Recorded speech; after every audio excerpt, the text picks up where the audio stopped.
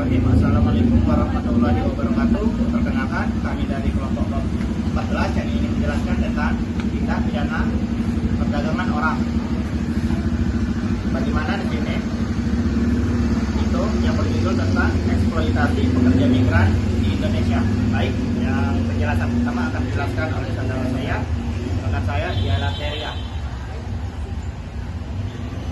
Sosial, ekonomi, dan kerentanan. Faktor pendorong keberangkatan yaitu kemiskinan, pengangguran, tekanan keluarga, kebutuhan biaya hidup, dan keinginan perbaikan ekonomi membuat banyak orang mencari pekerja ke luar negeri. Minimnya akses informasi, calon pekerja sering tidak mendapat informasi memadai tentang syarat hukum, hak-hak pekerja atau risiko kerja di negara tujuan.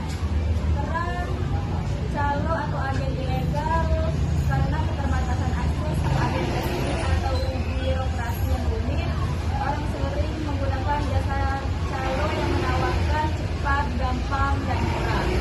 Ketimpangan gender, perempuan sering menjadi korban karena banyaknya permintaan untuk pekerjaan domestik dan stereotip pekerja perempuan yang mudah ditempati di luar negeri. Modus perekrutan dan keberangkatan dari palsu. Pelaku menjanjikan gaji tinggi, kondisi kerja layak, atau akomodasi yang baik.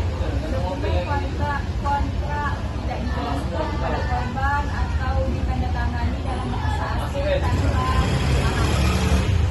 Penyerahan dokumen seperti paspor, KTP, atau dokumen penting lain diambil oleh calo atau agen atau majikan dengan atasan pengurusan izin, padahal menjadi alat kontrol. Skema utang, biaya keberangkatan atau biaya penempatan dibebankan pada korban atau keluarganya. Korban lalu bekerja untuk melunasi utang yang jumlahnya sering kali dipenuhi berlipat. Penggunaan jalur tidak resmi, keberangkatan lewat jalur tikus atau menggunakan dokumen palsu untuk percepatan. Bentuk eksploitasi setelah tiba di negara tujuan. Pemaksaan kerja berlebihan, jam kerja sangat panjang, 14-20 jam per hari tanpa hari libur dan tanpa perlindungan kerja. Penahanan dokumen. Korban tidak memiliki akses terhadap paspor atau dokumen identitas sehingga tidak bisa bergerak atau melapor. Gaji ditahan atau tidak dibayar, korban diberitahu upah akan dibayar nanti, namun pembayaran tertunda atau dibatalkan. Kekerasan fisik dan psikologis, pemukulan, ancaman, penghinaan, isolasi sosial. Pembatasan kebebasan, tidak diizinkan keluar rumah, dilarang berinteraksi dengan orang lain, ponsel disita. Ancaman deportasi atau ancaman terhadap keluarga. Pelaku mengancam akan melaporkan korban ke imigrasi atau menyebabkan isu pemalukan ke keluarga jika korban mencoba melawan. Unsur hukum secara umum, mengapa ini disebut TPPO?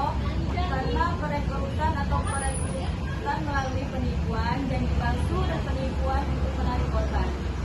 Pengangkutan dan pemindahan, memindahkan korban dari wilayah asal ke luar negeri. Tujuan eksploitasi, memaksa bekerja, menahan upah atau mengeksploitasi tenaga kerja. Dan terakhir, kontrol dan paksaan, penggunaan ancaman, kekerasan atau penahanan dokumen untuk mengekang kebebasan korban.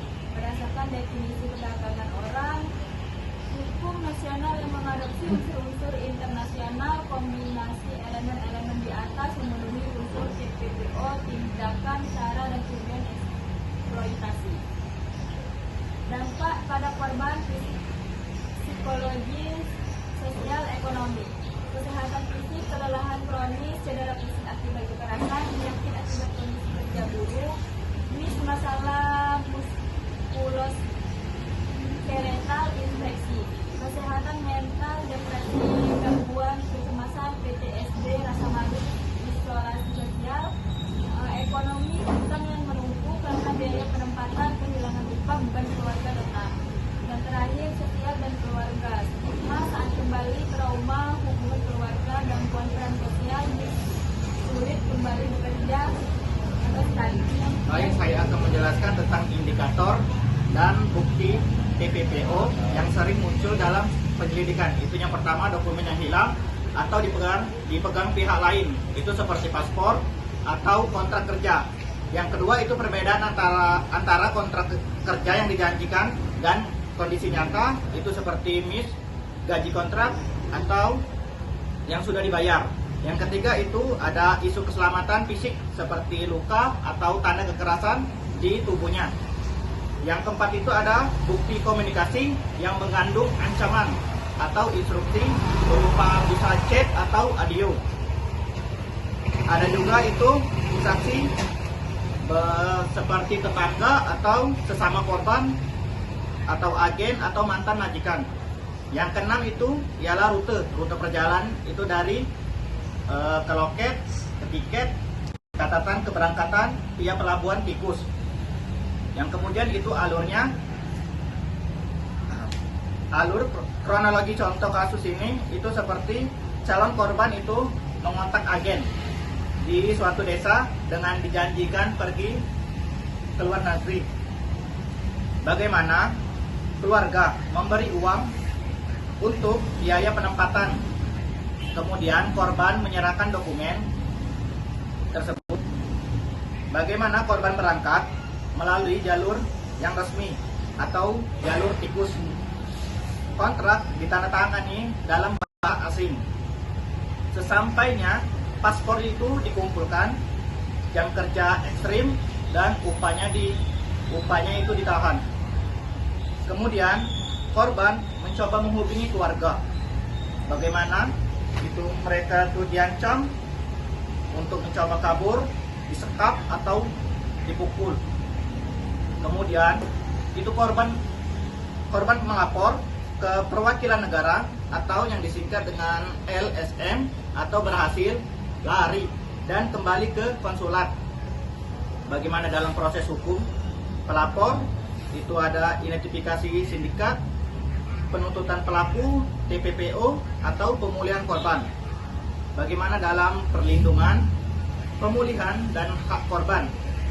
Itu contohnya seperti perlindungan yang sementara, konsultat atau kedutaan negara asal dapat perlindungan sementara pengurusan dokumen darurat. Yang kedua itu ialah layanan pemulihan akses ke layanan kesehatan atau konseling psikologis, dukungan hukum, tempat tinggal aman. Repatriasi ialah proses pulang secara aman dan koordinasi dengan otoritas negara asal. Kemudian itu adalah pemulihan ekonomi, program reintegrasi, pelatihan kerja, bantuan modal atau bantuan usaha. Kemudian itu ada hak hukum, bagaimana korban itu mendapat perlindungan saksi, bantuan hukum dan memungkinkan kompensasi dari pelaku itu tergantung dari yurisdiksi. Kemudian itu ada tantangan penanganan kasus ini.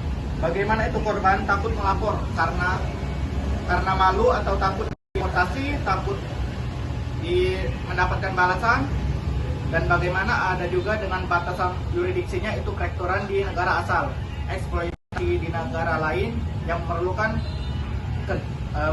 kerja